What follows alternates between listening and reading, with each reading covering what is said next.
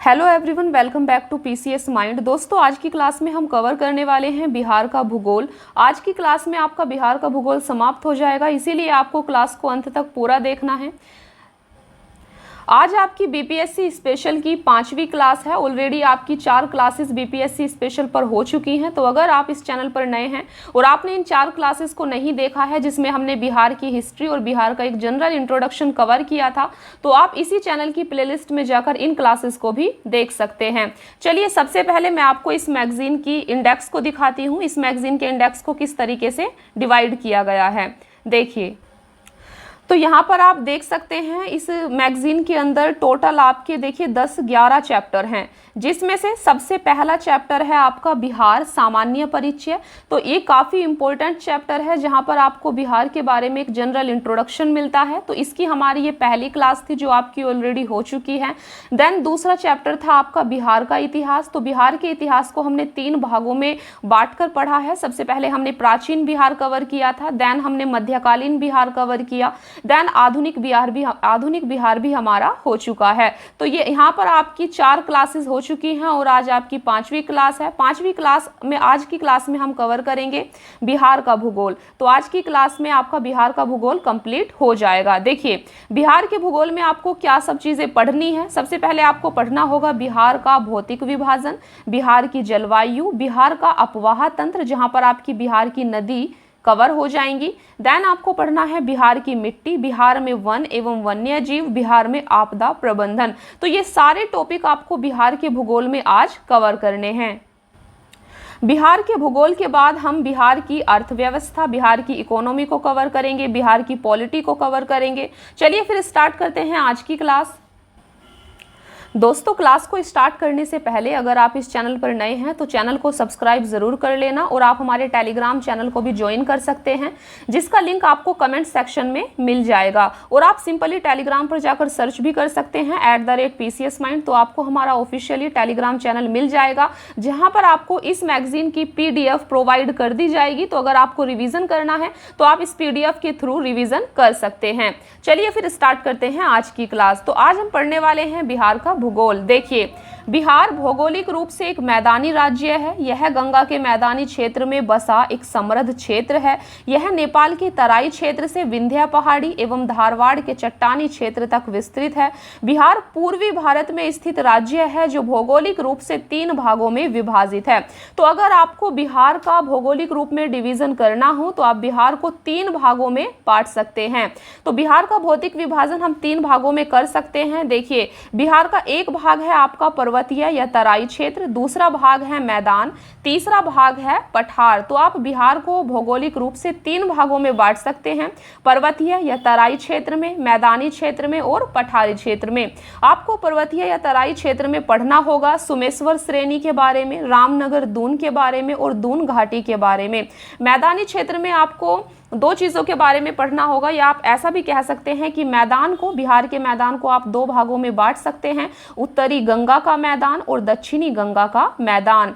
पठार में आपको 2 प्रकार की चीज़ों के बारे में पढ़ना होगा। पठार को भी आप यहाँ पर 2 भागों में डिवाइड कर सकते हैं। एक धारवाड़ चट्टान के बारे में आपको पढ़ना होगा और दूसरा विंध्य चट्टान के बारे में आपको यहाँ पर पढ़ना होगा। तो ये है फाइनली बिहार का भौगोलिक विभाजन।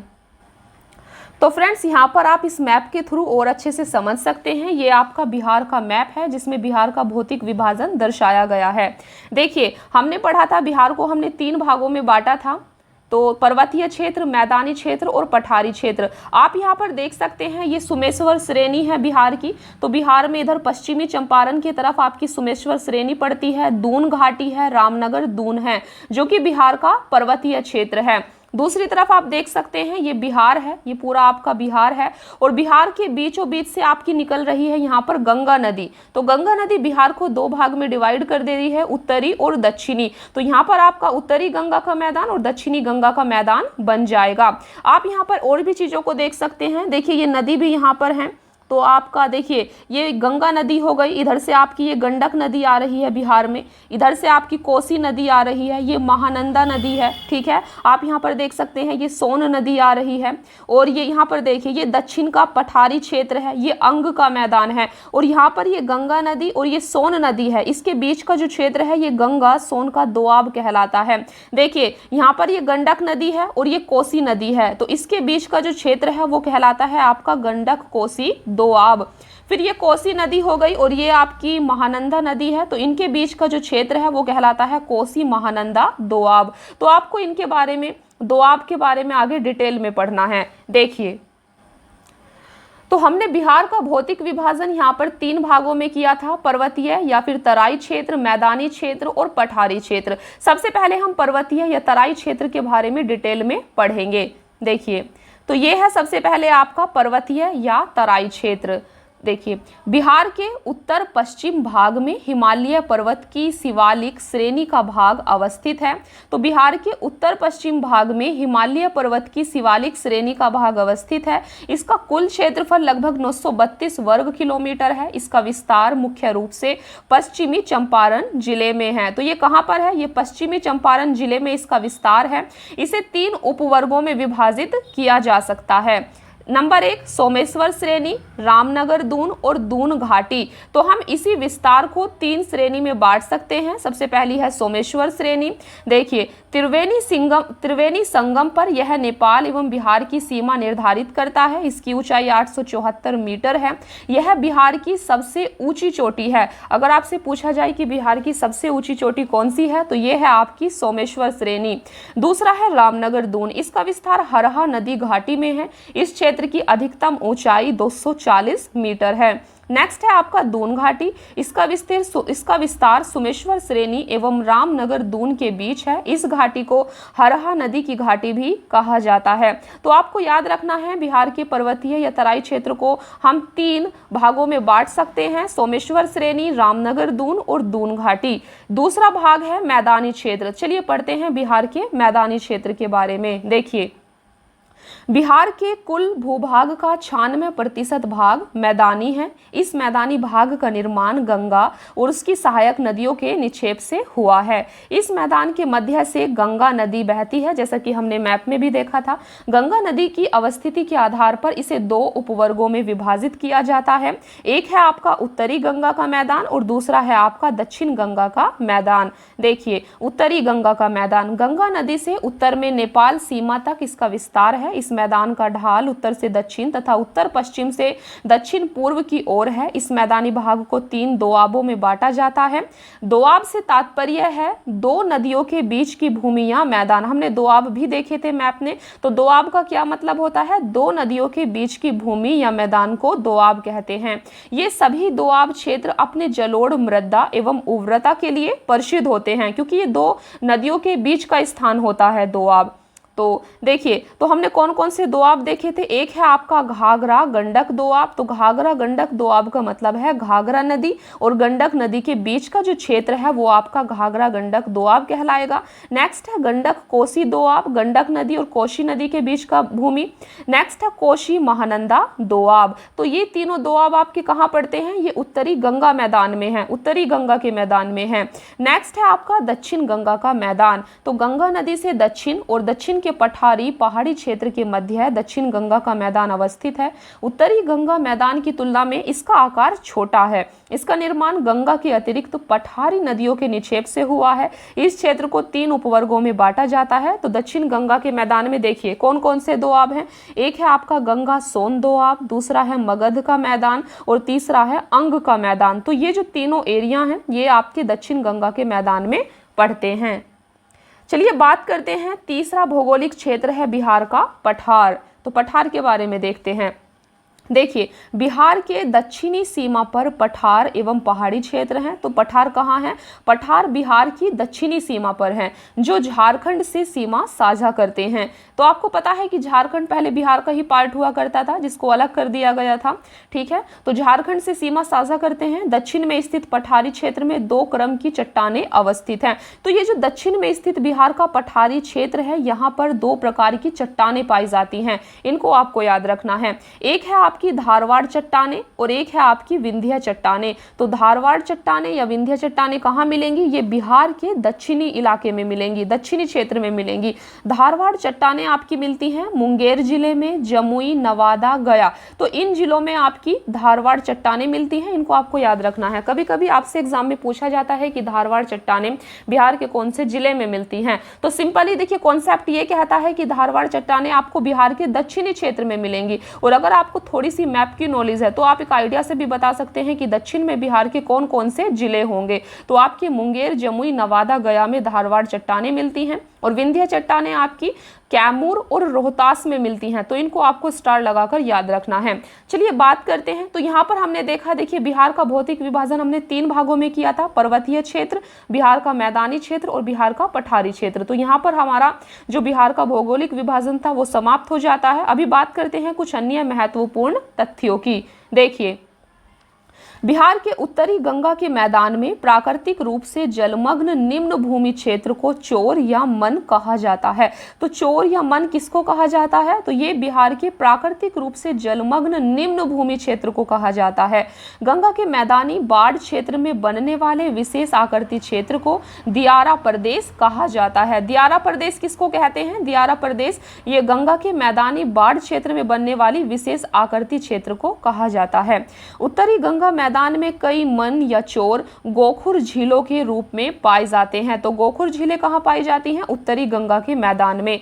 दक्षिणी गंगा मैदान में तटबंध से लगे दक्षिण की ओर गहराई वाले क्षेत्र को टाल कहा जाता है। उत्तरी गंगा का मैदान बाढ़ की विभीषिका के लिए प्रसिद्ध है। तो अगर आपसे पूछा जाए बिहार में सबसे ज्यादा बाढ़ कहाँ आती है, तो ये उत्तरी गंगा के मैदान में आती है। और उत्तरी गंगा का मैदान बाढ़ की विभीषिका के लिए प्रसिद्ध है। तो इन चीजों को आपको यहाँ पर याद रखना है।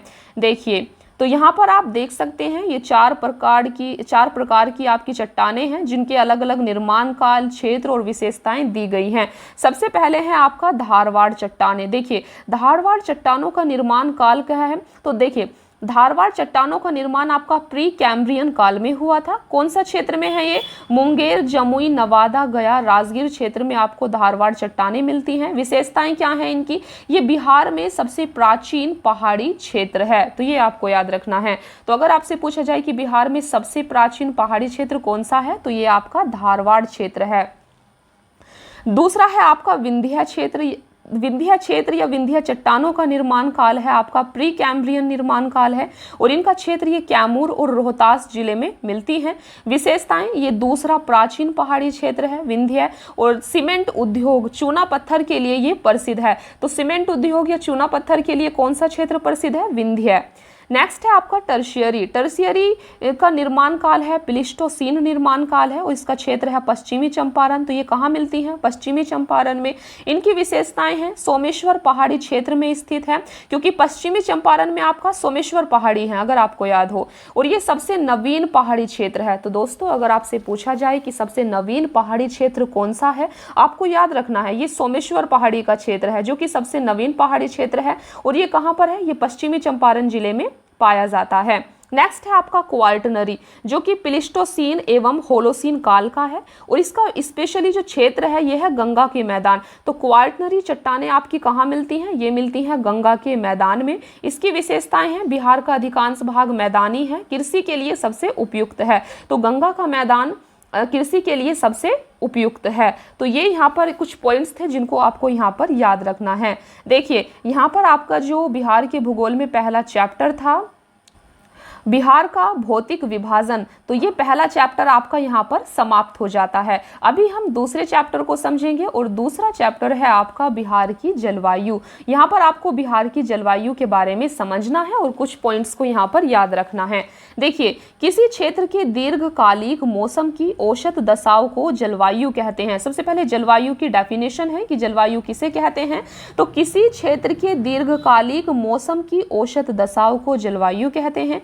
बिहार की जलवायु उपोष्ण कटिबंधीय या मानसूनी जलवायु है। अगर आपसे पूछा जाए कि बिहार की जलवायु किस प्रकार की है तो आपको ये पॉइंट याद रखना है कि बिहार की जलवायु उपोष्ण कटिबंधीय या मानसूनी जलवायु है। किसी क्षेत्र की जलवायु विभिन्न कारकों से प्रभावित होती है। बिहार में जलवायु को प्रभावित या निर्धारित करने वाले प्रमुख कारक निम्नलिखित हैं। देखिए, तो जलवायु को प्रभावित करने वाले कारक कौन कौन से होते हैं? एक होती है अक्षांशीय स्थिति, अक्षांशीय स्थिति उपोष्ण क्षेत्र, दूसरा बंगाल की खाड़ी से दूरी, तीसरा मानसून का प्रभाव, चौथा उत्तर में हिमालय पर्वत की उपस्थिति और पांचवा उच्चावच। तो फ्रेंड्स, ये सभी कारक बिहार की जलवायु को प्रभावित करते हैं। इन पॉइंट्स को आपको याद रखना है। देखिए, बिहार के उत्तरी भाग एवं दक्षिणी भाग की भौगोलिक दशाओं में अंतर के कारण विभिन्न भूगोलवेत्ताओं ने बिहार की जलवायु का अलग अलग प्रकार से वर्गीकरण किया है। ये आपके लिए काफी ज्यादा इंपॉर्टेंट है, जो कि विभिन्न भूगोलवेत्ताओं ने बिहार की जलवायु का वर्गीकरण किया है। यहाँ से क्वेश्चन अक्सर पूछा जाता है। देखिए, इस टेबल को आपको याद रखना है। ये जलवायु है, ये क्षेत्र है और संकेतक। देखिए, बिहार, जो उत्तरी बिहार और दक्षिणी बिहार, ठीक है, तो ये कोपेन है। कोपेन आपके एक भूगोलवेत्ता हैं। तो कोपेन ने बिहार की जलवायु को कैसे बांटा है? देखिए, कोपेन ने बिहार के उत्तरी बिहार के लिए CWG संकेतक का यूज किया है, और जबकि कोपेन ने दक्षिणी बिहार की जलवायु के लिए AW संकेतक का यूज किया है। बस आपको इतना याद रखना है कि बिहार की उत्तरी बिहार की जलवायु को दर्शाने के लिए कौन से संकेतक का यूज किया जाता है? CWG according to Koppen, Koppen के अनुसार है ये। और दक्षिणी बिहार की जलवायु को दर्शाने के लिए AW संकेतक का यूज किया जाता है। दूसरे भूगोलवेत्ता हैं आपके ट्रिवार्था। ट्रिवार्था ने उत्तरी बिहार की जलवायु को दर्शाने के लिए CAW संकेतक का यूज किया है, जबकि दक्षिणी बिहार की जलवायु को दर्शाने के लिए AW संकेतक का यूज किया है। तीसरे भूगोलवेत्ता हैं आपके थॉर्नवेट। थॉर्नवेट ने उत्तरी पश्चिमी संकीर्ण क्षेत्र को दर्शाने के लिए CBW संकेतक का यूज किया है, और शेष बिहार को दर्शाने के लिए CAW को यूज किया है। यहाँ पर अगर आप पूछे सबसे ज्यादा इंपॉर्टेंट कौन सा है, तो कोपेन के अकॉर्डिंग, कोपेन ने जो बिहार की जलवायु का वर्गीकरण किया है, ये मोस्ट इंपॉर्टेंट है। याद आपको सब रखना है, लेकिन ये मोस्ट इंपॉर्टेंट है, यहाँ से क्वेश्चन पूछा गया है। देखिए, बात कर रहे हैं हम बिहार की जलवायु की। तो बिहार में सामान्यतः 3 ऋतुएं होती हैं। सबसे पहले ग्रीष्म ऋतु, जब सूर्य के उत्तरायण की स्थिति होती है तब तापमान में वृद्धि से वायु दाब में कमी आने लगती है। यह मार्च से मध्य जून की स्थिति होती है। तो ग्रीष्म ऋतु कब होती है? मार्च से मध्य जून में। इस मौसम में पश्चिमी और मध्य बिहार में गर्म हवाएं चलती हैं, जिन्हें लू कहा जाता है। इस मौसम में तापमान 32 डिग्री सेल्सियस होता है। सबसे गर्म स्थान गया, 47 डिग्री सेल्सियस तक यहाँ पर तापमान होता है। और सबसे गर्म स्थान कौन सा होता है? गया। मानसून आने के पूर्व बिहार में बंगाल की खाड़ी से आने वाले उष्णकटिबंधीय चक्रवातों के कारण वर्षा होती है, जिसे नॉर्वेस्टर या काल वैशाखी कहते हैं। तो अगर आपसे पूछा जाए कि नॉर्वेस्टर या काल वैशाखी किसे कहते हैं, तो ये मानसून आने के पूर्व, यानी कि मानसून आने से पहले बिहार में बंगाल की खाड़ी से आने वाले उष्णकटिबंधीय चक्रवातों के कारण जो वर्षा होती है, उसे नॉर्वेस्टर या काल वैशाखी कहते हैं। इस पॉइंट्स को आपको याद रखना है। देखिए, तो यहाँ पर हमने देखा बिहार की 3 ऋतुओं को हम देख रहे हैं, जिसमें सबसे पहली ऋतु थी ग्रीष्म ऋतु। दूसरी ऋतु है आपकी वर्षा ऋतु, जो कि जून मध्य से अक्टूबर मध्य के बीच के समय को बिहार में वर्षा ऋतु के रूप में जाना जाता है। बिहार में मानसून का प्रवेश मध्य जून में होता है। बिहार में जुलाई एवं अगस्त में अधिक वर्षा होती है। बिहार में औसत वर्षा 112 सेंटीमीटर होती है। यहाँ सर्वाधिक वर्षा किशनगंज लगभग 205 सेंटीमीटर जिले में तथा सबसे कम वर्षा औरंगाबाद जिले में होती है। यहाँ पर आपको ये 2 पॉइंट जरूर याद रखने हैं। तो बिहार में सर्वाधिक वर्षा किशनगंज जिले में होती है और सबसे कम वर्षा औरंगाबाद जिले में होती है। इनको आप स्टार लगाकर याद रखना। देखिए, बिहार में दक्षिणी पश्चिमी मानसून की बंगाल की खाड़ी की शाखा से सर्वाधिक वर्षा होती है। बिहार में उत्तरी भाग अधिक वर्षा प्राप्त करता है, जिसके कारण उत्तरी बिहार बाढ़ से तथा दक्षिणी बिहार का कुछ भाग सूखे से प्रभावित होता है। तो हमने देखा भी था कि बिहार का जो उत्तरी गंगा का मैदान है वो बाढ़ के लिए प्रसिद्ध है। तो आप देख सकते हैं, तो बंगाल की खाड़ी की शाखा से भी बिहार के उत्तरी भाग में ही ज़्यादा वर्षा होती है, जिस कारण से वहाँ बाढ़ का ज़्यादा खतरा रहता है या बाढ़ आती रहती है और दक्षिणी बिहार में सूखे का सामना करना पड़ता है। चलिए बात करते हैं तीसरी ऋतु शीत ऋतु की। इसका काल मध्य अक्टूबर से फरवरी माह तक होता है। मानसून लौटने के साथ बिहार में शीत ऋतु आरंभ हो जाती है। बिहार में दिसंबर एवं जनवरी माह सर्वाधिक ठंडक वाला होता है और सर्वाधिक ठंडा जिला गया है। दिसंबर जनवरी माह में भूमध्य सागर से आने वाले शीतोष्ण चक्रवात के कारण पश्चिमी एवं मध्य बिहार में हल्की वर्षा होती है। ये वर्षा रबी फसल के लिए लाभदायक होती है। देखिए यहाँ पर आपको याद रखना है, आपसे पूछा जा सकता है कि दिसंबर और जनवरी माह में जो हल्की वर्षा होती है ये बिहार में किस कारण से होती है। तो दोस्तों ये भूमध्य सागर से आने वाले शीतोष्ण चक्रवात के कारण होती है। और जो कि रबी फसल कौन सी होती है आपकी, गेहूं, तो रबी फसल के लिए ये लाभदायक होती है। अत्यधिक ठंड बिहार में रबी फसल के लिए काफी लाभदायक होती है। तो हम यहाँ पर पढ़ रहे थे बिहार की जलवायु के बारे में, जिसमें हमने बिहार की 3 ऋतुओं के बारे में पढ़ा, ग्रीष्म ऋतु, वर्षा ऋतु और आपकी शीत ऋतु। नेक्स्ट है आपका बिहार में कृषि क्षेत्र कृषि जलवायु क्षेत्र। देखिए बिहार में कृषि की दशाओं एवं फसल वर्गीकरण के आधार पर कृषि जलवायु क्षेत्र को 3 वर्गों में विभाजित किया गया है। दक्षिणी बिहार के तीसरे वर्ग को 2 उपवर्गों में विभाजित किया गया है। देखिए इसको आपको ध्यान से समझना है। तो बिहार में कृषि जलवायु क्षेत्र को टोटल 3 भागों में बांटा गया है। आप इसको मैप से समझ सकते हैं। यहाँ पर ये बिहार का मैप है और ये बिहार का कृषि जलवायु क्षेत्र है। तो सबसे पहले है जोन 1। तो जोन 1 आप देख सकते हैं, ये एरिया आपका जोन 1। हम यहाँ पर कृषि जलवायु क्षेत्र की बात कर रहे हैं, जिसको 3 भागों में बांटा गया है। ये आपका जोन 1 है। जोन 2 आप देख सकते हैं, ये आपका एरिया जोन 2 है। और ये वाला जो एरिया है आपका, ये जोन 3 के अंदर आता है, जोन 3A और जोन 3B। अभी हम इनकी डिटेल में विशेषताओं की भी बात करने वाले हैं। सबसे पहले आप यहाँ पर देखिए जोन 1 में टोटल 13 जिले आते हैं बिहार के। यहाँ पर आप इन जिलों को पढ़ सकते हैं, जिसमें देखिए पश्चिमी चंपारण, पूर्वी चंपारण, शिवहर, सीतामढ़ी, मधुबनी, गोपालगंज, बेगूसराय। तो ये सारे जिले आपके जोन 1 में आते हैं।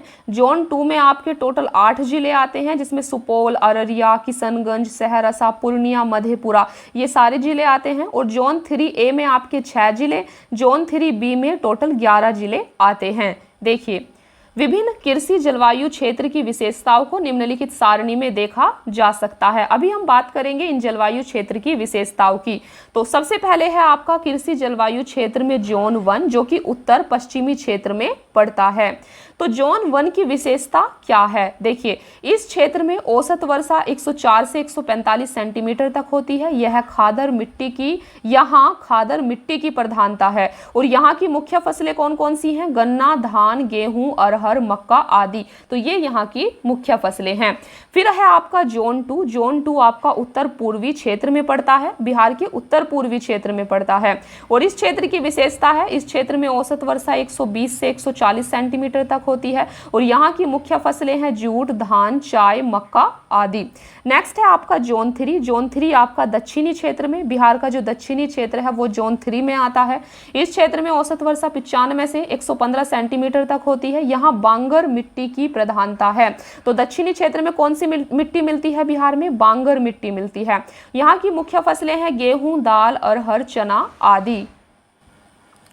तो फ्रेंड्स यहाँ पर आपका दूसरा चैप्टर समाप्त हो जाता है। यहाँ पर आपका बिहार की जलवायु समाप्त हो जाता है। अभी तक हमने टोटल 2 चैप्टर्स देखे हैं। सबसे पहले बिहार का भौतिक विभाजन, दूसरा चैप्टर था हमारा बिहार की जलवायु। अभी हम तीसरा चैप्टर पढ़ेंगे और तीसरा चैप्टर है आपका बिहार का अपवाह तंत्र। यहाँ पर आपको बिहार की नदियों को डिटेल में देखना है। चलिए बात करते हैं बिहार की नदियों के बारे में। देखिए बिहार अपवाह तंत्र की दृष्टि से एक समृद्ध राज्य है। यहाँ नदियों एवं उनकी सहायक नदियों का विस्तृत जाल है। अपवाह तंत्र के आधार पर बिहार की नदियों को 2 वर्गों में विभाजित किया जाता है, एक हिमालयी नदियाँ और दूसरी पठारी नदियाँ। चलिए पढ़ते हैं हिमालयी नदियों की विशेषता और पठारी नदियों की क्या विशेषताएं हैं। देखिए हिमालयी नदियाँ, ये सदानीरा या वर्ष भर जल प्रवाह वाली नदियां हैं, जबकि पठारी नदियां ये वर्षा आधारित नदियां होती हैं। तो जब वर्षा होगी तब इनमें ज्यादा जल रहेगा पठारी नदियों में, लेकिन जो हिमालयी नदियां हैं ये वर्ष भर जल प्रवाह वाली नदियां हैं, क्योंकि इनमें हिमालय से बर्फ पिघलकर जल आता है। देखिए दूसरी विशेषता है, ये उत्तर से दक्षिण की ओर प्रवाहित होती हैं, जबकि पठारी नदियां दक्षिण से उत्तर की ओर प्रवाहित होती हैं। हिमालयी नदियां ये नदियां पूर्ववर्ती होती हैं, जबकि पठारी नदियां अनुवर्ती होती हैं। हिमालयी नदियां ये नदियां बड़े बड़े डेल्टा बनाती हैं, जबकि पठारी नदियां छोटे डेल्टा बनाती हैं। ये नदियां बाल्य अवस्था में हैं, जो कि हिमालय नदियां होती हैं, और पठारी नदियां प्रौढ़ अवस्था की नदियां होती हैं। ये मार्ग परिवर्तन एवं गोखुर झीलें बनाने वाली नदियां हैं, जबकि पठारी नदियां सीधी गमन करने वाली नदियां हैं। ये बीच में आपको याद रखना है, पठारी नदियां जो हैं गोखुर झील या मार्ग परिवर्तन नहीं करती हैं, गोखुर झील नहीं बनाती हैं। गोखुर झील हिमालयी नदियों के द्वारा बनाया जाता है। हिमालयी नदियां देखिए अत्यधिक जल संग्रहण के कारण बाढ़ का कारण बनती हैं, जबकि पठारी नदियों में बाढ़ की कम संभावना होती है। हिमालयी नदियां कौन कौन सी हैं? बिहार के अंदर आप देख सकते हैं गंगा, गंडक, कोसी, महानंदा, बागमती, ये बिहार के अंदर नदियां हैं और ये सारी हिमालयी नदियां हैं। जबकि सोन, पुनपुन, फल्गु, अजय ये सारी जो हैं आपकी पठारी नदियां हैं। तो इस चीज को भी आपको याद रखना है, कौन सी नदी हिमालयी है और कौन सी नदी पठारी है। तो यहाँ पर आप बिहार की नदियों का एक मैप भी देख सकते हैं, जहाँ पर आपको और क्लैरिटी मिलेगी। देखिए ये बिहार है, सबसे बीच से आपकी कौन सी नदी जा रही है? ये आपकी गंगा नदी जा रही है बिहार से, ठीक है। तो हमने देखा था कि ये बिहार का उत्तरी मैदान है और ये बिहार का दक्षिणी मैदान है। सबसे पहले हम बिहार के उत्तर की नदियों की बात करते हैं। तो बीच से गंगा नदी जा रही है और ऊपर से यहाँ से देखिए बिहार के पश्चिम में से आपकी एक यहाँ पर ये घाघरा नदी भी आ रही है। यहाँ पर आप देख पा रहे हो ये आपकी घाघरा नदी है। फिर आपकी गंडक नदी आ रही है, ये उत्तर में, ये आपकी गंडक नदी है। फिर बूढ़ी गंडक नदी आप देख पा रहे होंगे, ये बूढ़ी गंडक नदी है। देन आपकी बागमती नदी है, कमला नदी है, कोशी, मेची, महानंदा, ये सब बिहार की उत्तरी नदियां हैं, जो कि उत्तरी भाग में हैं। चलिए देखते हैं दक्षिणी नदियों की बात करते हैं बिहार की। तो यहाँ पर आप देख रहे हैं ये गंगा नदी जा रही है और इसके बाद आप कर्मनाशा नदी, सोन नदी, पुनपुन, फल्गु, निरंजना, मोहाना और ये क्या है आपकी क्यूल। तो ये सारी नदियां आपकी बिहार के दक्षिणी क्षेत्र में पड़ती हैं। इस मैप से आपको और ज़्यादा समझ में आ गया होगा। अभी हम इनके बारे में डिटेल में पढ़ते हैं। देखिए तो यहाँ पर आपको टू द पॉइंट चीज़ों को याद रखना है। ये नदी है, ये उसका उद्गम क्षेत्र है, इसका संगम है या मुहाना कि कहाँ पर कौन सी नदी मिलती है, ये लंबाई है, बिहार में कितनी लंबाई है। देखिए एक चीज़ आपको यहाँ पर याद रखना होगा, ये बिहार के अंदर उस नदी की कितनी लंबाई है ये दी गई है, ये टोटल लंबाई नहीं दी गई है। जैसे बात करें सबसे पहली है आपकी गंगा नदी। तो गंगा नदी कहाँ से निकलती है? इसका उद्गम क्षेत्र क्या है? गंगोत्री, ये उत्तराखंड से निकलती है। और इसका मुहाना कहाँ है? मुहाने का मतलब होता है कि वो नदी कहाँ पर जाकर अपना जल गिराती है। तो गंगा नदी का मुहाना कहाँ है? बंगाल की खाड़ी में है। और बिहार के अंदर गंगा की लंबाई है 445 किलोमीटर। दूसरी है आपकी घाघरा नदी। घाघरा नदी का उद्गम क्षेत्र है तिब्बत और इसका मुहाना कहाँ है? गंगा, सारण में इसका मुहाना है, क्योंकि ये घाघरा नदी गंगा नदी में मिल जाती है सारण में आकर। ठीक है, इस चीज को आप समझ पा रहे होंगे। घाघरा नदी सारण जिले में आकर गंगा नदी में मिल जाती है, इसीलिए इसका मुहाना सारण बताया गया है, गंगा बताया गया है। और बिहार में घाघरा नदी की लंबाई है टोटल 83 किलोमीटर। तीसरी नदी है आपकी गंडक, इसका उद्गम क्षेत्र है नेपाल, इसका मुहाना है सोनपुर में गंगा नदी। तो ये सोनपुर जिले में गंगा नदी में मिल जाती है गंडक नदी। बिहार में इसकी लंबाई 260 किलोमीटर है। नेक्स्ट है बूढ़ी गंडक। बूढ़ी गंडक नदी आपकी सोमेश्वर पहाड़ी से निकलती है और इसका मुहाना खगड़िया जिले में ये गंगा नदी से मिल जाती है। बिहार में इसकी लंबाई 320 किलोमीटर है। नेक्स्ट है आपकी बागमती महाभारत श्रेणी से नेपाल से निकलती है और इसका मुहाना कोशी नदी में होता है। 394 किलोमीटर इसकी बिहार के अंदर लंबाई है। नेक्स्ट है कमला नदी महाभारत श्रेणी नेपाल से निकलती है, कोशी में मिल जाती है। देन है आपकी कोसी नदी गोसाई स्थान नेपाल से निकलती है और कटिहार में गंगा या कुर्सेला में मिल जाती है। 260 किलोमीटर इसकी लंबाई होती है। नेक्स्ट है आपकी महानंदा नदी पश्चिम बंगाल के दार्जिलिंग जिले की पहाड़ी से निकलती है और ये गंगा मालदा में मिल जाती है। देन है आपकी कर्मनाशा नदी जो कि विंध्या पहाड़ी से निकलती है और गंगा चौसा में मिल जाती है। देन है आपकी सोन नदी। सोन नदी अमरकंटक पहाड़ी मध्य प्रदेश से निकलती है। पुनपुन नदी झारखंड पलामू से निकलती है। इनको आप देख लेना, सोन नदी दानापुर में गंगा से मिलती है, जबकि पुनपुन नदी फतुहा में गंगा से मिलती है। नेक्स्ट है निरंजना नदी, ये छोटा नागपुर पठार से निकलती है और पुनपुन नदी के साथ गंगा में मिल जाती है। नेक्स्ट है अजय, ये जमुई से निकलती है और गंगा में पश्चिम बंगाल में जाकर मिल जाती है। नेक्स्ट है किउल नदी जो हजारीबाग से निकलती है झारखंड से और लखीसराय में गंगा से मिल जाती है। ये काफी इंपॉर्टेंट है, आपके एग्जाम में ऐसा क्वेश्चन पूछ लिया जाता है। नेक्स्ट है सकरी नदी, छोटा नागपुर पठार से निकलती है, किउल नदी के साथ गंगा में मिल जाती है। तो यहाँ पर हमने इस टेबल में काफी अच्छे से चीजों को टू द पॉइंट समझ लिया है कि कौन सी नदी कहाँ से निकलती है, कहाँ किसका मुहाना है और उसकी टोटल लंबाई कितनी है। चलिए अभी थोड़ा डिटेल में हमें जो मेन नदी है बिहार की उनके बारे में हम डिटेल में बात करेंगे। सबसे पहले है आपकी गंगा नदी। देखिए गंगा नदी उत्तराखंड के गंगोत्री ग्लेशियर से निकलती है। इसकी लंबाई, टोटल लंबाई यहाँ पर बताई गई है, इसकी लंबाई 2525 किलोमीटर है, जिसमें बिहार में इसकी लंबाई 445 किलोमीटर है। देवप्रयाग में अलकनंदा और भगीरथी दोनों नदियों के मिलने के बाद इस नदी को गंगा के नाम से जाना जाता है। फ्रेंड्स, जब गंगा नदी देवप्रयाग में अलकनंदा और भगीरथी नदी के साथ मिल जाती है, इसके बाद इसको गंगा नाम से जाना जाता है। गंगा नदी बिहार की सबसे प्रमुख नदी एवं प्रवाह तंत्र का आधार है। तो सबसे प्रमुख नदी है बिहार की गंगा नदी। गंगा नदी बिहार में बक्सर जिले में चौसा के समीप प्रवेश करती है। तो ये भी आपसे पूछा जाता है कि गंगा नदी का प्रवेश द्वार बिहार में कौन सा जिला है। तो यहाँ पर आप देख सकते हैं कि गंगा नदी बिहार में बक्सर जिले में शुरू में जब प्रवेश करती है तो वो बक्सर जिले में प्रवेश करती है चौसा के समीप, और कटिहार एवं भागलपुर से सीमा बनाती हुई बिहार से बाहर पश्चिम बंगाल में चली जाती है।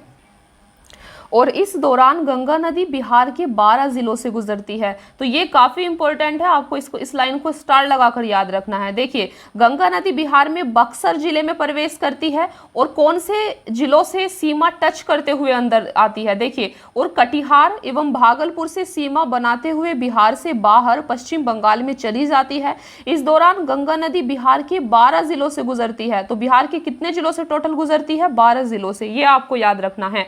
बिहार में गंगा नदी की सर्वाधिक लंबाई पटना जिले में है। गंगा की सहायक नदियों में घाघरा, गंडक, बूढ़ी गंडक, कोसी, सोन, पुनपुन आदि नदियां बिहार में गंगा से मिलती हैं, जबकि महानंदा, अजय बिहार से बाहर गंगा में मिलती हैं। बांग्लादेश में इसे पदमा नदी कहा जाता है और यह अंततः बंगाल की खाड़ी में गिरती है। तो यहाँ पर हमने देखा गंगा नदी के बारे में डिटेल में। नेक्स्ट नदी है आपकी घाघरा नदी। देखिए यह मानसरोवर तिब्बत के पास से निकलती है, बिहार के सिवान में प्रवेश करती है, उत्तर प्रदेश और बिहार की सीमा पर बहती हुई सारण में गंगा में मिल जाती है। इसका अन्य नाम है सरयू, जो कि मैदानी भाग में इसको सरयू नदी के नाम से जाना जाता है घाघरा नदी को, जबकि नेपाल में इसको गोगरा और करनाली नदी के नाम से जाना जाता है। इसकी सहायक नदियां हैं राप्ती, छोटी गंडक, शारदा, भेरी, सेती आदि। फिर नेक्स्ट नदी है आपकी गंडक नदी। गंडक नदी को नारायणी मैदानी भाग में और सप्तगंडकी सलीग्रामी नेपाल में नाम से भी जाना जाता है। गंडक की मुख्य शाखा धौलागिरी और अन्नपूर्णा श्रेणियों को पार करते समय गार्ज बनाती है और बिहार में भैंसा लोटन पश्चिमी चंपारण में प्रवेश करती है। यह उत्तर प्रदेश और बिहार के बीच 45 किलोमीटर की सीमा बनाती है। इसकी सहायक नदियां काली गंडक, त्रिशूली, बूढ़ी गंडक आदि हैं। इसमें मिलने वाली गोल गोल काले पत्थरों को शालिग्राम कहा जाता है। तो ये थी आपकी गंडक नदी। नेक्स्ट है आपकी बूढ़ी गंडक नदी। बूढ़ी गंडक नदी देखिए सोमेश्वर श्रेणी के पश्चिमी भाग से निकलकर पश्चिमी चंपारण, पूर्वी चंपारण, मुजफ्फरपुर, समस्तीपुर, बेगूसराय जिलों में बहते हुए अंत में खगड़िया जिले में गंगा नदी में मिल जाती है।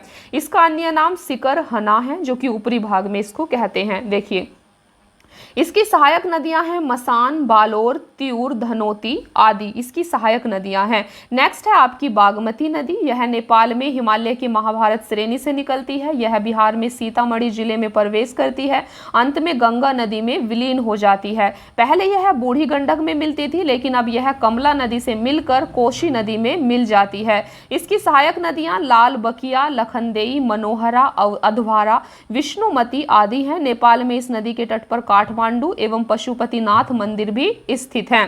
तो ये बागमती नदी के तट पर स्थित हैं, आपको याद रखना है।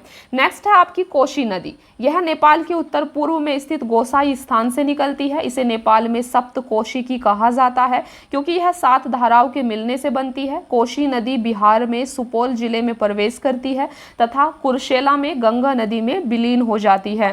कोशी नदी अपने मार्ग परिवर्तन एवं बाढ़ के लिए कुख्यात है, इसलिए इसे बिहार का शोक, बिहार का अभिशाप भी कहा जाता है। तो आपको यहाँ पर याद रखना है, बिहार का शोक कौन सी नदी को कहा जाता है? कोशी नदी को। कोशी नदी अपने मार्ग परिवर्तन और बाढ़ के लिए कुख्यात है। इसकी सहायक नदियां हैं अरुण, तमोर, लिखू, दूधकोशी, तामाकोशी, इंद्रावती, सुनकोशी, ये इसकी सहायक नदियां हैं। नेक्स्ट है आपकी महानंदा नदी। महानंदा नदी यह पश्चिम बंगाल के दार्जिलिंग जिले की पहाड़ी से निकलकर किशनगंज, पूर्णिया, कटिहार होते हुए मालदा, पश्चिम बंगाल में गंगा नदी में मिलती है। यह उत्तर बिहार की सबसे पूर्वी नदी है। तो उत्तर बिहार की सबसे पूर्वी नदी कौन सी है? देखिए ये आपका बिहार है, तो अगर ये उत्तर बिहार की सबसे ये पूर्वी नदी कौन सी है? ये आपकी महानंदा नदी है। इसकी सहायक नदियां हैं पैनोर, नागर, बालासर, मेची आदि।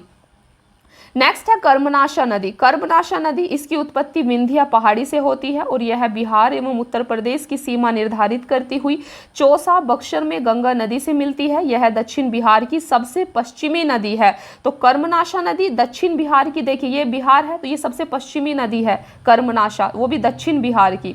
कर्मनाशा नदी को अपवित्र नदी माना जाता है, ये भी आपको याद रखना है। नेक्स्ट है आपकी सोन नदी। यह मध्य प्रदेश के अमरकंटक पहाड़ी के मैकाल श्रेणी से निकलती है। यह रोहतास, बिहार एवं गढ़वा जिले झारखंड के बीच से बिहार में प्रवेश करती है। रोहतास तथा भोजपुर की पूर्वी सीमा बनाते हुए मनेर, दानापुर में गंगा नदी से मिलती है। यमुना के बाद गंगा की दूसरी सबसे बड़ी दक्षिणी सहायक नदी है कौन सी नदी?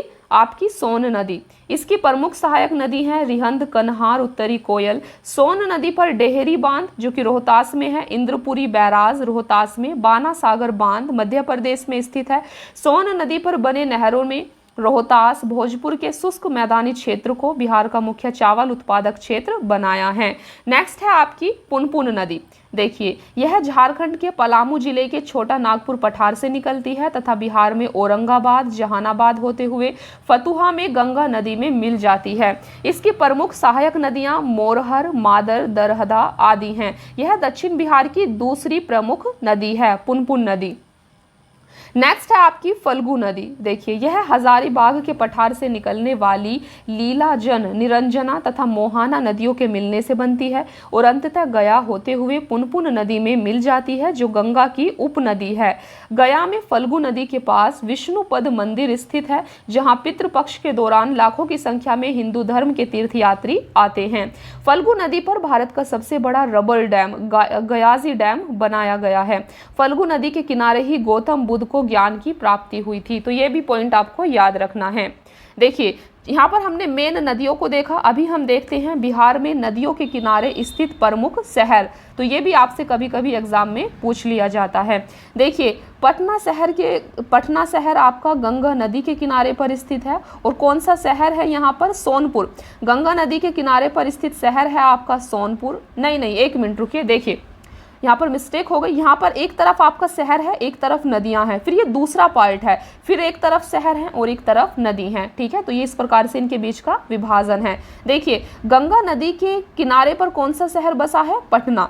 यहाँ पर गंगा नदी के किनारे पर मोकामा। तो आप देख सकते हैं यहाँ तक आपकी गंगा नदी है। तो गंगा नदी के किनारे पर कौन कौन से शहर बसे हैं? पटना, मोकामा, मुंगेर, भागलपुर और बक्सर। ये गंगा नदी के किनारे पर बसे शहर हैं। फिर नेक्स्ट है आपकी घाघरा नदी। घाघरा नदी के किनारे पर है छपरा। गंडक नदी के किनारे पर है हाजीपुर। यहाँ पर आप देख सकते हैं, यहाँ गंडक नदी के किनारे पर है सोनपुर और मुजफ्फरपुर देख सकते हैं। बूढ़ी गंडक नदी के किनारे पर मुजफ्फरपुर है और यहाँ पर खगड़िया, समस्तीपुर, ये बूढ़ी गंडक नदी के किनारे पर स्थित शहर है। बागमती नदी के किनारे पर स्थित है दरभंगा। फल्गु नदी के किनारे पर है गया। पुनपुन नदी और गंगा नदी के किनारे पर है आपका फतुहा शहर। तो यहाँ पर आप इन कुछ मेन को यहाँ पर याद रख सकते हैं। पूछ लिया जाता है कि कौन सी नदी के किनारे पर स्थित कौन सा शहर है। देखिए तो फ्रेंड्स यहाँ पर हमने बिहार के अपवाह तंत्र, बिहार के नदी तंत्र को समझा, बिहार की मेन नदियों के बारे में पढ़ा। तो यहाँ पर आपका ये तीसरा चैप्टर था और अभी हमें यहाँ पर पढ़ना है बिहार की नदी घाटी परियोजनाओं के बारे में। देखिए, बिहार की नदी घाटी परियोजनाएं जल प्रबंधन के उद्देश्य से बिहार में 3 बहुउद्देश्यीय परियोजनाओं का निर्माण किया गया है। इन परियोजनाओं में बाढ़ नियंत्रण, सिंचाई प्रबंधन, जल संरक्षण, पर्यटन, परिवहन, ऊर्जा उत्पादन आदि को लक्षित किया गया है। तो यहाँ पर आप देख सकते हैं बिहार की नदी घाटी परियोजनाओं, बिहार में बहुउद्देश्यीय परियोजनाओं के बारे में, जो कि टोटल 3 हैं। 3 बहुउद्देश्यीय परियोजनाएं हैं जिनके द्वारा, देखिए बहुउद्देश्यीय परियोजनाएं इनको इसलिए कहा जा रहा है क्योंकि इनके द्वारा काफ़ी सारे उद्देश्यों को पूरा किया जा रहा है। आप देख रहे हैं कि बाढ़ नियंत्रण किया जा रहा है, सिंचाई प्रबंधन के लिए ज़रूरी है, जल संरक्षण किया जा रहा है, पर्यटन, परिवहन, ऊर्जा उत्पादन इत्यादि क्षेत्रों में लाभकारी। तो फ्रेंड्स, हमें यहाँ पर मेनली बिहार की 3 बहुउद्देश्यीय परियोजनाओं के बारे में पढ़ना है।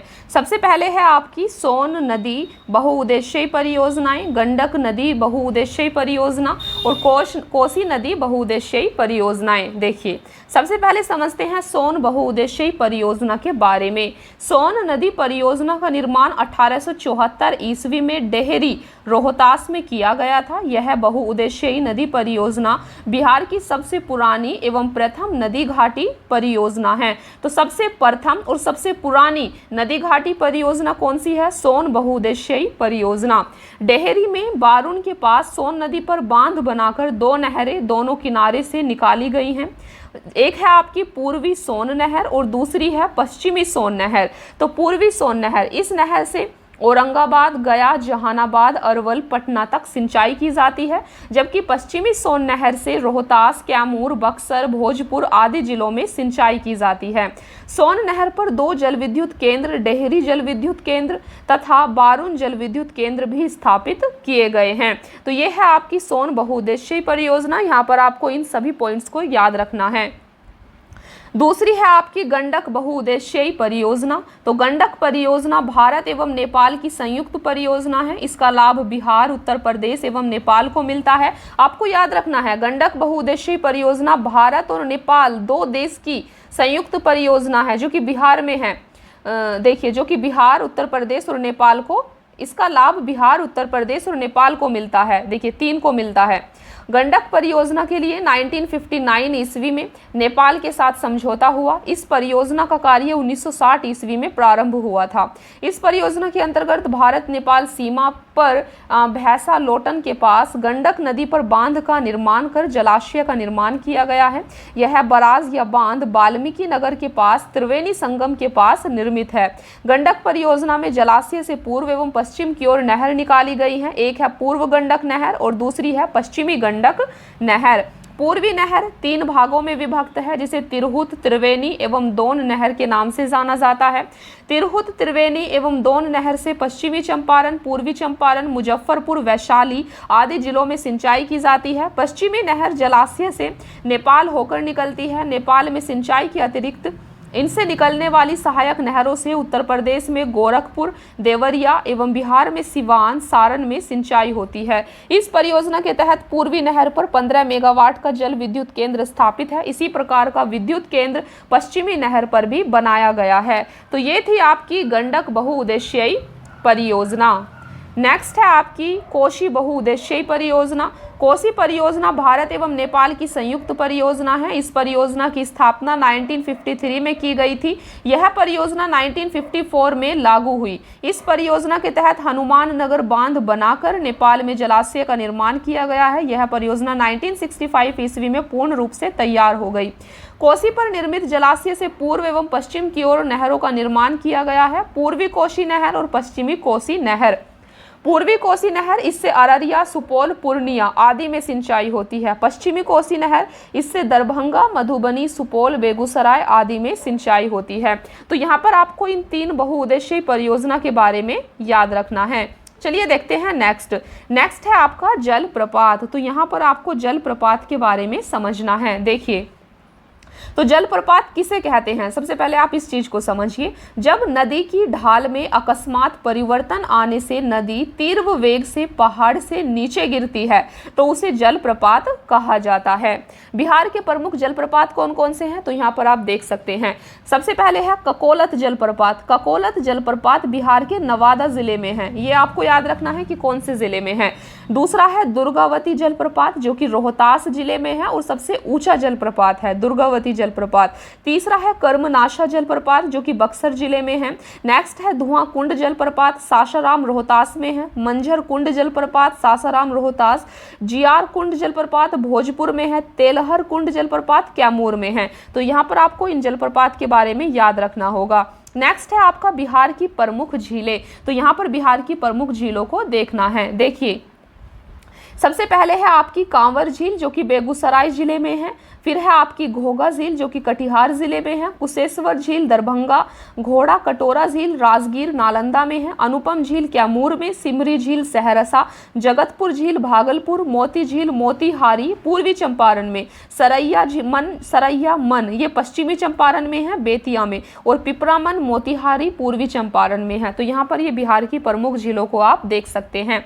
नेक्स्ट है आपका बिहार की प्रमुख नहरें। देखिए, सबसे पहले है आपकी त्रिवेणी नहर। तो आपसे पूछा जा सकता है त्रिवेणी नहर कौन सी नदी पर बनाई गई है, तो त्रिवेणी नहर बेसिकली गंडक नदी पर बनाई गई है। और इससे लाभान्वित क्षेत्र कौन कौन से हैं अभी हम देखेंगे। देखिए, सबसे पहले आप इन तीन नहरों को देखिए, ये त्रिवेणी नहर, तिरहुत नहर और दोन नहर, ये तीनों नहरें गंडक नदी पर बनाई गई हैं और इनसे लाभान्वित क्षेत्र हैं पश्चिमी चंपारण, पूर्वी चंपारण, मुजफ्फरपुर और वैशाली।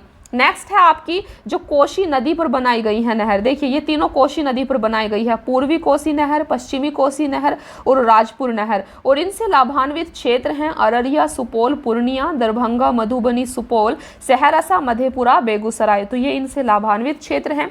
नेक्स्ट है आपकी सोन नदी पर बनी नहर। तो सोन नदी पर पूर्वी सोन और पश्चिमी सोन नहर बनाई गई है, जिससे लाभान्वित क्षेत्र है रोहतास, भोजपुर, कैमूर और बक्सर।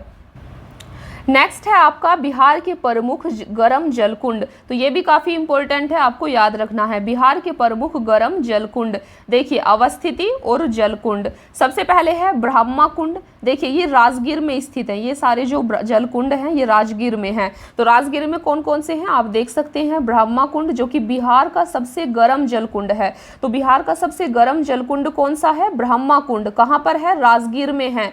सप्तधारा, मखदुम कुंड, गोमुख कुंड, सूर्य कुंड और नानक कुंड, ये सारे जो जलकुंड हैं ये राजगीर में हैं। और ब्रह्मा कुंड बिहार का सबसे गर्म जलकुंड है, ये आपको याद रखना है। नेक्स्ट देखिए, मुंगेर में कौन कौन से हैं। लक्ष्मण कुंड कहाँ है आपका, मुंगेर में है। सीता कुंड, रामेश्वर कुंड, ऋषि कुंड, जन्म कुंड, भीम बांध, श्रृंगार ऋषि कुंड, भरारी कुंड और पंचतंत्र कुंड, ये सारे आपके जो हैं ये मुंगेर में है। विशेषकर लक्ष्मण कुंड और सीता कुंड और भीम बांध ये आपके मुंगेर में है, जिनको आपको याद रखना है। और अग्निकुंड, अग्निकुंड कहाँ है, ये आपका गया में है। ये काफी इंपॉर्टेंट है, मैं स्टार लगा रही हूँ तो इनको आपको अच्छे से याद कर लेना है। चलिए, यहाँ पर आपका तीसरा चैप्टर जो था आपका बिहार का अपवाह तंत्र, जहाँ पर हमने बिहार की नदी, झील, जलकुंड और काफ़ी सारी चीज़ों के बारे में हमने यहाँ पर समझा है। तो यहाँ पर आपका तीसरा चैप्टर समाप्त हो जाता है, बिहार का अपवाह तंत्र। अभी नेक्स्ट चैप्टर है आपका बिहार की मिट्टी। तो यहाँ पर आपको बिहार की मिट्टी के बारे में समझना है। चलिए फिर स्टार्ट करते हैं। देखिए, पृथ्वी के ऊपरी सतह पर फैले मोटे, मध्यम और बारीक कार्बनिक तथा अकार्बनिक मिश्रित कणों को मृदा या मिट्टी कहते हैं। मृदा का निर्माण चट्टानों के टूटने फूटने तथा इनमें भौतिक और रासायनिक परिवर्तनों के फलस्वरूप होता है। मृदा के निर्माण में स्थलाकृति, वर्षा, आर्द्रता, तापमान, प्राकृतिक वनस्पति आदि की मुख्य भूमिका होती है। मृदा के अध्ययन को मृदा विज्ञान पैडोलॉजी कहते हैं। तो पैडोलॉजी क्या कहते हैं, किसको कहते हैं, ये मृदा का अध्ययन पैडोलॉजी कहलाता है। और विश्व मृदा दिवस 5 दिसंबर को मनाया जाता है। बिहार एक मैदानी राज्य है जहां लगभग 90% क्षेत्र में जलोढ़ या फिर अपोड़ या कछारी मिट्टी पाई जाती है। आपको याद रखना है, जलोढ़ मिट्टी का दूसरा नाम कछारी मिट्टी भी है। बिहार में मिट्टी को उत्तर बिहार एवं दक्षिण बिहार में निम्नलिखित रूप में विभाजित किया गया है। तो ये है आपकी उत्तर बिहार की मिट्टी और ये है दक्षिण बिहार की मिट्टी। तो उत्तर बिहार की मिट्टी में कौन कौन सी आती है, तो आप देख सकते हैं पर्वत पादीय मिट्टी, तराई मिट्टी, पुरानी जलोढ़ मिट्टी जो कि बांगर मिट्टी भी इसको कहा जाता है, नवीन जलोढ़ मिट्टी को खादर मिट्टी कहा जाता है। तो ये चीज आपको याद रखनी है, पुरानी जलोढ़ मिट्टी को बांगर और नवीन जलोढ़ मिट्टी को खादर कहा जाता है। तो ये आपकी उत्तरी बिहार की मिट्टी थी। फिर है आपकी दक्षिण बिहार की मिट्टी जिसमें आती है आपकी टाल मिट्टी, कगारी मिट्टी, पुरानी जलोढ़ मिट्टी जिसको करेल केवाल भी कहा जाता है, लाल पीली मिट्टी जिसको बलथर मिट्टी भी कहा जाता है। तो इस प्रकार से बिहार की मिट्टी को हम दो भाग में बांट सकते हैं, उत्तरी बिहार की मिट्टी और दक्षिणी बिहार की मिट्टी। चलिए इनके बारे में अभी थोड़ा डिटेल में समझते हैं। तो सबसे पहले हम पढ़ते हैं उत्तरी बिहार की मिट्टी के बारे में। देखिए, उत्तरी बिहार की मिट्टी का निर्माण हिमालय से निकलने वाली गंगा, गंडक, बूढ़ी गंडक, कोसी, महानंदा एवं उसकी सहायक नदियों से हुआ है। उत्तर बिहार की मिट्टी को 4 उपवर्गों में बांटा गया है। तो उत्तर बिहार की मिट्टी को भी 4 उपवर्गों में बांटा गया है। सबसे पहले पर्वत पादीय मिट्टी, यह मिट्टी पश्चिमी चंपारण के उत्तरी पश्चिमी भाग के सुमेश्वर श्रेणी के आसपास पाई जाती है। तो सुमेश्वर श्रेणी कहाँ है आपकी, ये पश्चिमी चंपारण में है और पर्वतीय क्षेत्र है, ये चीज आपको याद रखनी है। इस क्षेत्र में अधिक वर्षा होने के कारण मृदा में अधिक नमी पाई जाती है और यह अधिक उपजाऊ होती है। यह मृदा मुख्य रूप से धान और गन्ने की खेती के लिए अनुकूल होती है। दूसरी मिट्टी है आपकी तराई मिट्टी। इस मिट्टी का विस्तार बिहार के उत्तरी सीमा पर पश्चिम में चंपारण से लेकर पूर्व में किशनगंज तक 5 से 7 किलोमीटर चौड़ी पट्टी में है। इस मिट्टी में कहीं कहीं कंकड़ और रेत की मात्रा अधिक पाई जाती है। कौन सी मिट्टी में, तराई मिट्टी में। तथा कई जगहों पर दलदल भूमि का भी विकास हुआ है। यह मिट्टी हल्के भूरे या पीले रंग की होती है। यह मिट्टी धान, पटसन और गन्ने की खेती के लिए अनुकूल होती है। तो हमने यहाँ पर बात की तराई मिट्टी और पर्वत पादीय मिट्टी की। तीसरी मिट्टी है आपकी पुरानी जलोढ़ मिट्टी जिसको बांगर मिट्टी भी कहा जाता है। इस मिट्टी का विकास उन क्षेत्रों में होता है जहां बाढ़ का पानी प्रति वर्ष नहीं पहुंच पाता है, ये चीज आपको याद रखनी है। तो पुरानी जलोढ़ मिट्टी कौन सी होती है, जहां पर बाढ़ का पानी प्रति वर्ष नहीं पहुंच पाता है, वो आपकी बांगर मिट्टी कहलाती है। इस मिट्टी का विस्तार मुख्यतः घाघरा, गंडक, दोआब और बूढ़ी गंडक के पश्चिमी भाग में है। इसका विस्तार पूर्णिया, सहरसा, दरभंगा, मुजफ्फरपुर आदि क्षेत्रों में भी है।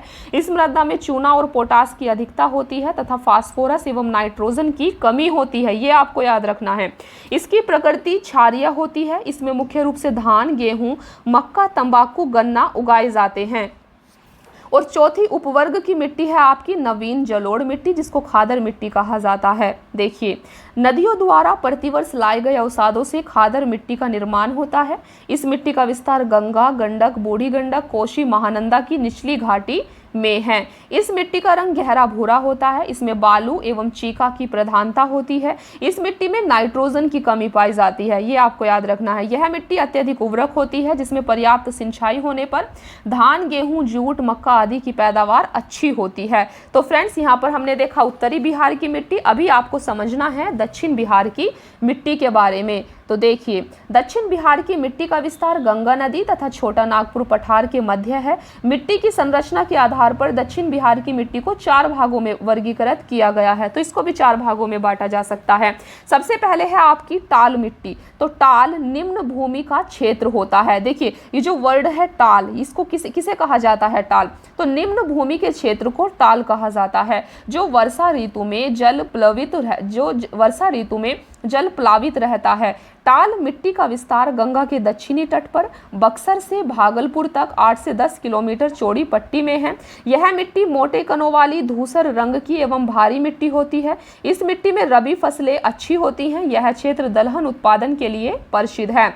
ये थी आपकी टाल मिट्टी। दूसरी है आपकी कगारी मिट्टी जो कि दक्षिण बिहार की मिट्टी है। देखिए, गंगा नदी के दक्षिण तट पर एवं सोन, फल्गु, पुनपुन, क्यूल नदियों के किनारे पर इस मिट्टी का विस्तार है। इसकी उर्वरा शक्ति कुछ कमजोर होती है। यह मिट्टी मोटे अनाज एवं सब्जी के उत्पादन के लिए जानी जाती है। इस मिट्टी में उगाई जाने वाली प्रमुख फसलें मक्का, सरसों, मिर्च आदि हैं।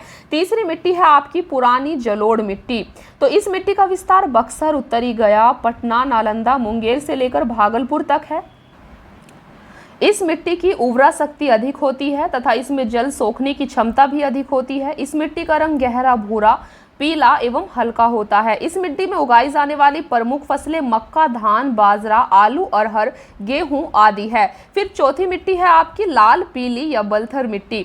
तो पश्चिम में कैमूर श्रेणी के निकट से पूर्व में राजमहल की उच्च भूमि तक 8 से 15 किलोमीटर चौड़ी पट्टी में इस मिट्टी का विस्तार है। यह मिट्टी जमुई, मुंगेर के खड़गपुर पहाड़ी क्षेत्र, बांका, नवादा और औरंगाबाद के पठारी क्षेत्र में पाई जाती है। इस मिट्टी में रेत एवं कंकड़ की बहुलता होती है एवं इसकी उर्वरा शक्ति काफी कम होती है। इस मिट्टी में जल संग्रहण की क्षमता भी कम होती है। लौह तत्व की प्रधानता के कारण यह लाल रंग की होती है और इसकी प्रकृति अम्लीय होती है। इस मिट्टी में मक्का, ज्वार, बाजरा, अरहर आदि मोटे अनाज उपजाए जाते हैं। तो यहाँ पर हमने देखा अभी लाल पीली मिट्टी के बारे में या फिर दक्षिण बिहार की मिट्टी के बारे में। चलिए बात करते हैं कुछ अन्य महत्वपूर्ण बिंदु की। देखिए, लाल बलुई मिट्टी कैमूर एवं रोहतास के पठारी क्षेत्रों में पाई जाती है। इस मिट्टी में बालू और लेटराइट मिट्टी के अंश भी पाए जाते हैं। इस मिट्टी में मुख्य रूप से ज्वार, बाजरा, मक्का जैसे मोटे अनाज उपजाए जाते हैं। तो ये थे कुछ अदर इंपॉर्टेंट पॉइंट्स। तो यहाँ पर आपका बिहार की मिट्टी का जो चैप्टर था वो समाप्त हो जाता है। अभी हम एक नया चैप्टर पढ़ेंगे और एक नया चैप्टर है आपका वन एवं वन्य जीव। तो अभी हम बिहार के वन और वन्य जीव के बारे में पढ़ने वाले हैं।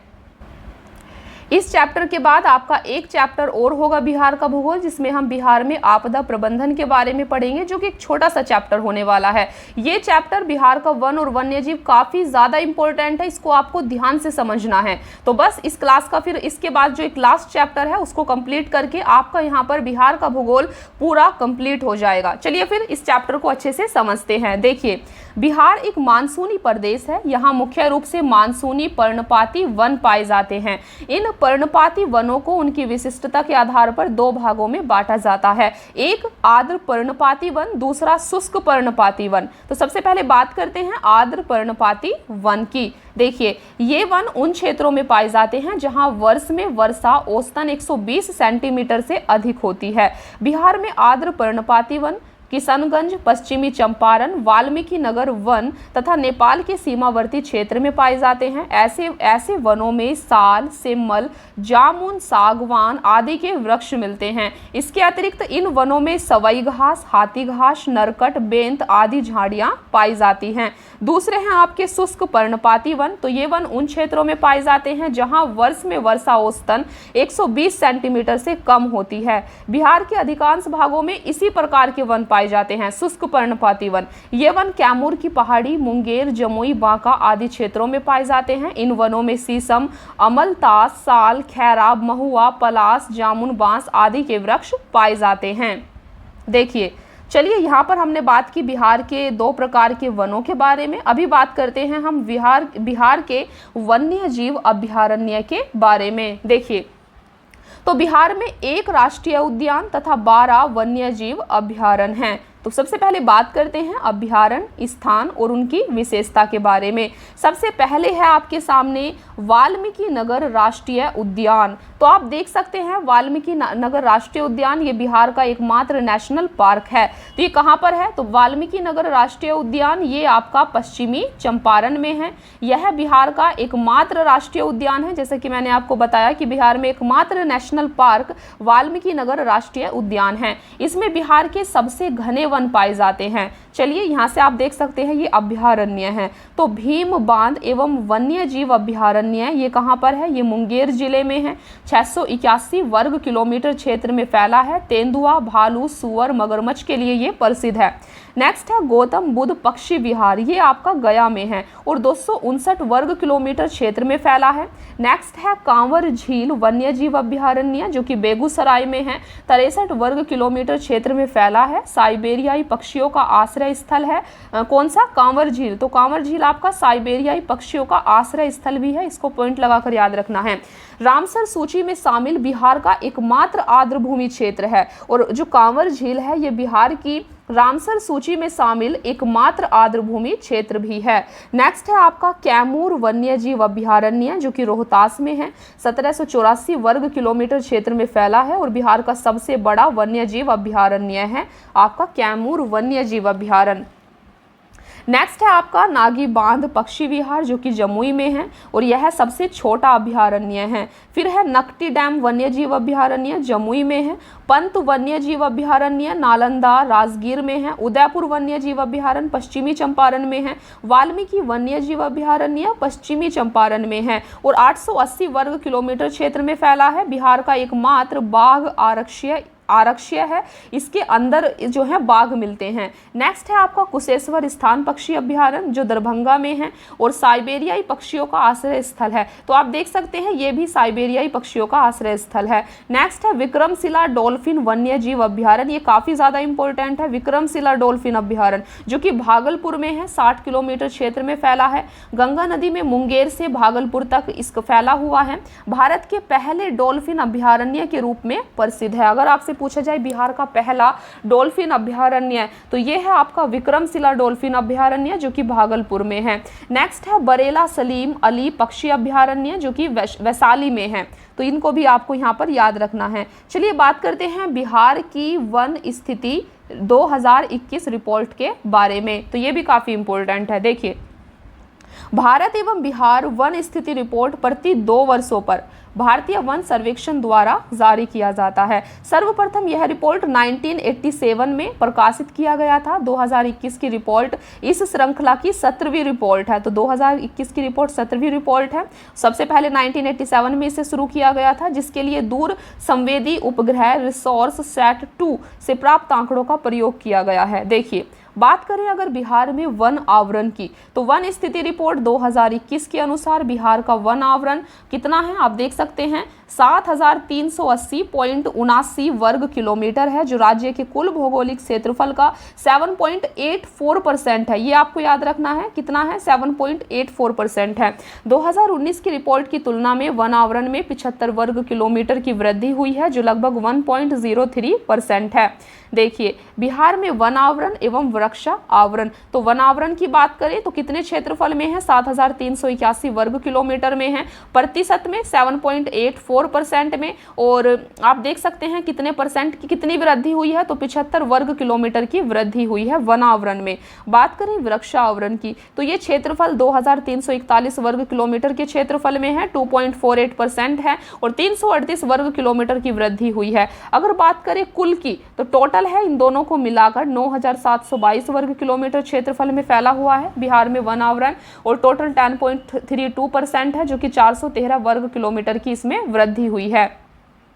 देखिए, यहाँ पर आप देख सकते हैं जिलों में वन आवरण। यहाँ पर हमने बात की थी पूरे बिहार राज्य में वन आवरण की, लेकिन हम यहाँ पर बात कर रहे हैं बिहार के डिस्ट्रिक्ट के अकॉर्डिंग जिलों में वन आवरण की क्षेत्रफल के अनुसार। देखिए, तो सबसे पहले है आपका कैमूर जिला। कैमूर में कितना वन है तो आप देख सकते हैं 1051.56 वर्ग किलोमीटर, जो कि शेखपुर जिले में है। तो शेखपुर नहीं, देखिए एक मिनट, यहाँ पर एक चीज़ है, यहाँ पर आपको जिलों में वनावरण देखना है क्षेत्रफल के अनुसार, और देखना है कि सबसे अधिक जिलों में वनावरण कौन से में है और सबसे कम कहाँ पर है। तो ये सबसे अधिक और सबसे कम, ये भी 2 भागों में कैटेगराइज किया गया है। देखिए, तो सबसे अधिक की बात करें तो कैमूर, पश्चिमी चंपारण और रोहतास में सबसे ज़्यादा वनावरण है बिहार में, और सबसे कम वनावरण की बात करें तो शेखपुरा, अरवल और जहानाबाद में सबसे कम है वनावरण। तो इन चीज़ों को आपको इस प्रकार से याद रखना है।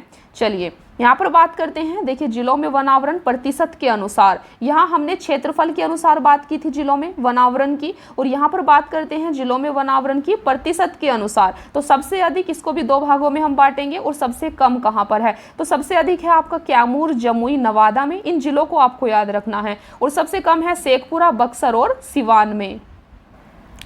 नेक्स्ट है आपका 2019 की तुलना में वनावरण में सर्वाधिक वृद्धि कहां पर हुई है और सर्वाधिक नुकसान कौन से जिलों में हुआ है। देखिए, तो अगर बात करें वनावरण में वृद्धि की तो सबसे ज़्यादा हुई है बांका, जमुई और गया में। बात करें वनावरण को नुकसान की तो सबसे ज़्यादा नुकसान हुआ है कैमूर, सुपौल और रोहतास जिले में। देखिए कुछ अन्य बिंदु की बात करते हैं तो वाल्मीकि नगर टाइगर रिजर्व के 796.12 किलोमीटर में वन है, जो कुल टाइगर रिजर्व क्षेत्र का 85.71% है। बिहार में वृक्षावरण भारत वन स्थिति रिपोर्ट 2021 के अनुसार बिहार के 2341 किलोमीटर स्क्वायर क्षेत्र पर वृक्षावरण है, जो राज्य के कुल भौगोलिक क्षेत्रफल का 2.48% है। 2019 की रिपोर्ट की तुलना में वृक्षावरण में 338 वर्ग किलोमीटर वृद्धि दर्ज की गई है। इसको आपको याद रखना है। 2021 में बिहार में विभिन्न प्रकार के वनों के अंतर्गत प्रतिशत क्षेत्र, देखिए अगर हम बात करें वन के प्रकार की 2021 के अकॉर्डिंग तो अति सघन वन में 70% आता है, मध्यम सघन वन में 40%, खुले वन में 10 से 40% आता है। बिहार में वनावरण में शीर्ष जिलों की बात करें, देखिए बहुत घने वन पश्चिम चंपारण में है, मध्यम रूप से घने वन पश्चिमी चंपारण में है और खुले वन कैमूर में पाए जाते हैं। तो सबसे ज्यादा वन आपको याद रखना है पश्चिमी चंपारण में है। नेक्स्ट है 2019 एवं 2021 वनावरण की तुलना, यहाँ पर तुलना की गई है बेसिकली। तो आप देख सकते हैं 2019 में टोटल क्षेत्रफल 7306 वर्ग किलोमीटर था, जो कि 2021 में 7381 वर्ग किलोमीटर हो गया है। देखिए कुछ नोट है, 10% से अधिक शिखर घनत्व एवं और 1 हेक्टेयर या अधिक क्षेत्रफल वाली वृक्षाच्छादित भूमि को वनाच्छादन माना जाता है। कुछ अन्य महत्वपूर्ण तथ्यों की बात करते हैं। देखिए संजय गांधी जैविक उद्यान पटना 153 एकड़ में फैला है। यह उद्यान गैंडा प्रजनन के लिए एशिया का सबसे बड़ा केंद्र है, ये आपको याद रखना है। संजय गांधी जैविक उद्यान ये गैंडा प्रजनन के लिए एशिया का सबसे बड़ा केंद्र है। जनवरी 2021 में बिहार के पहले राजकीय पक्षी उत्सव कलरव का आयोजन जमुई के नागी नकटी पक्षी अभ्यारण्य में किया गया। राजगीर में जू सफारी की स्थापना की गई है। तो जू सफारी की स्थापना कहाँ की गई है? राजगीर में। बिहार में डॉल्फिन रिसर्च सेंटर पटना में स्थित है और डॉल्फिन दिवस 5 अक्टूबर को मनाया जाता है। बाघ गणना रिपोर्ट वर्ष 2018 के अनुसार बिहार में बाघों की संख्या 31 है। तो ये आपको याद रखना है। तो फ्रेंड्स यहाँ पर आपका बिहार का जो वनावरण का चैप्टर था यहाँ पर समाप्त हो जाता है और नेक्स्ट और लास्ट चैप्टर है आपका बिहार के भूगोल में, बिहार में आपदा प्रबंधन। चलिए इसके भी कुछ पॉइंट्स को पढ़ते हैं। देखिए बिहार एक मैदानी राज्य है जहां की मुख्य आपदा बाढ़ है। तो बिहार की मुख्य आपदा कौन सी है? बाढ़। इसके अतिरिक्त बिहार सूखा, भूकंप, चक्रवात एवं लू जैसी आपदाओं से भी पीड़ित होता है। चलिए बात करते हैं बाढ़ की। तो बिहार के 38 जिले में से 28 जिले बाढ़ प्रभावित हैं। इन 28 जिलों में 15 अत्यधिक बाढ़ प्रभावित हैं और 13 कम बाढ़ प्रभावित जिले हैं। बाढ़ का अत्यधिक प्रभाव उत्तर बिहार में देखा जाता है। बिहार का बाढ़ग्रस्त क्षेत्र भारत के कुल बाढ़ग्रस्त क्षेत्र का 16.5% है, ये आपको याद रखना है। देखिए आप यहाँ पर देख सकते हैं ये 15 जिले हैं जो कि अत्यधिक बाढ़ प्रभावित जिले हैं और ये आपके 13 जिले हैं जो कि कम बाढ़ प्रभावित जिले हैं। बाढ़ आने का कारण क्या है? तो बाढ़ आने के प्रमुख कारण है बिहार में वर्षा ऋतु के 2 माह में अत्यधिक वर्षा होना, उत्तरी बिहार की नदियों में वर्षा ऋतु में अत्यधिक जल प्रवाह होना, बिहार में जल प्रबंधन का अभाव होना, तटबंधों का टूटना तथा जल संग्रहण क्षेत्र में मानव का प्रसार आदि। तो ये बिहार में बाढ़ आने के प्रमुख कारण है। चलिए बात करते हैं सूखा आपदा की। देखिए तो सूखा कैसे आता है? मानसून की अनिश्चितता तथा जल के अवैज्ञानिक दोहन के कारण सूखा की स्थिति उत्पन्न होती है। बिहार का लगभग 20% क्षेत्र सूखे से प्रभावित होता है। सूखे से प्रभावित होने वाले प्रमुख जिले औरंगाबाद, गया, नवादा, रोहतास, कैमूर, मुंगेर आदि हैं। सूखा नियंत्रण के लिए आधुनिक सिंचाई पद्धति जैसे टपक सिंचाई, फव्वारा सिंचाई आदि का प्रयोग एवं नहर निर्माण का कार्य किया जाना आवश्यक है। चलिए बात करते हैं भूकंप की। तो बिहार की भौगोलिक अवस्थिति हिमालय के समीप होने के कारण यहाँ भूकंप की संभावना को जन्म देती है। बिहार के अलग अलग क्षेत्रों को भूकंप की संभावना के आधार पर विभिन्न जोन आप देख सकते हैं, इन जोनों में विभाजित किया जाता है।